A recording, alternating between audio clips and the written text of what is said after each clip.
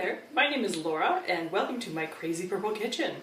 I'm the owner of Cafe Momento here in beautiful Nelson, British Columbia, and today we'll be making something that will be served at the cafe in the next couple of days, and that is curry butternut squash soup. As you can see, I have pre-cut the onion so that no one could see me crying. And all I'm going to do now is I'm going to put the onion into my pre-melted coconut oil in this beautiful pot. As you can see now, the onions are cooking in the sizzling coconut oil, and we are going to be stirring them frequently until they are lightly caramelized, a process that takes about 5-7 minutes. While we're waiting for the onions to caramelize, I have assembled all the spices we need to make the curry. So we've got, as you can see, kosher salt, ground black pepper, cinnamon, turmeric, ground cumin, and the thing in that big container there is coconut sugar. This is going to bring out the sweetness. Now, I apologize, I lied to you. It took about 9 or 10 minutes to get to this point. You can see that they're mostly clear with a little bit of caramelization going on, which is exactly what we want. So it's looking perfect now. And then we're just going to add the spices. So you'll notice I've now added the spices. We've got our coconut sugar, cumin, turmeric, black pepper, cinnamon, kosher salt, and you can see the fresh garlic on top there as well. If you're concerned that I'm not giving the amounts of any of these things, don't be at all, because I'm making a cafe-sized portion right now, and in the description I will include an appropriately sized recipe for like your own family.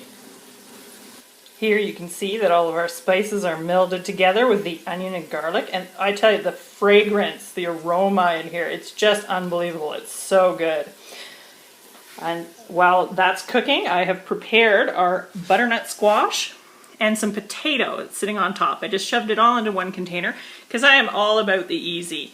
And speaking of easy, normally I would never advise you to use a frozen pre-cut product or a pre-cut product, because a lot of times there's controversy about waste and packaging and everything. But oh my god, have you ever tried cutting a raw butternut squash? It's like the worst thing in your entire life. So please, feel free to go out and purchase pre-cut frozen butternut squash. It's like the easiest thing. And you know what? It's just the best thing you could ever do. As you can now see, I've added the butternut squash and the chunks of potato into the onion, garlic, and spice mixture. And again, the aroma is just so wonderful. I've just got it on a nice low to medium heat. And all we're going to do now is just put the lid on. Put the lid on and walk away, probably for about 15 to 20 minutes. We really want it to get all melded together. Now I have our homemade vegetable broth sitting here, as well as 2 cans of coconut milk. And we're just going to check on how it's doing here. Oh, look at that. Woo, steamy!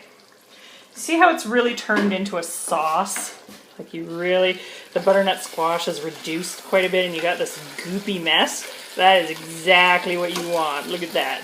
Yum. Again, the scent in here, oh, just wonderful. Just all those spices mixing together and everything. So we're just going to add the broth and the coconut milk to this now that it's ready. Now we have this horrible looking mess, but it won't take long for it to simmer and then turn into a delicious, wholesome, hearty soup, which is, by the way, also vegan. So if you're a person that cares about that sort of thing, that is a wonderful option for you. Now you may be wondering about substitutions. For example, we've used coconut oil, coconut sugar, and coconut milk.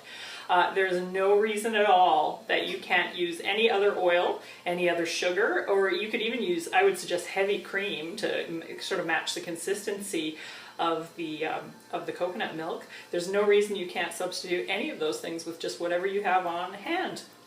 Now, after about an hour, we have our finished product.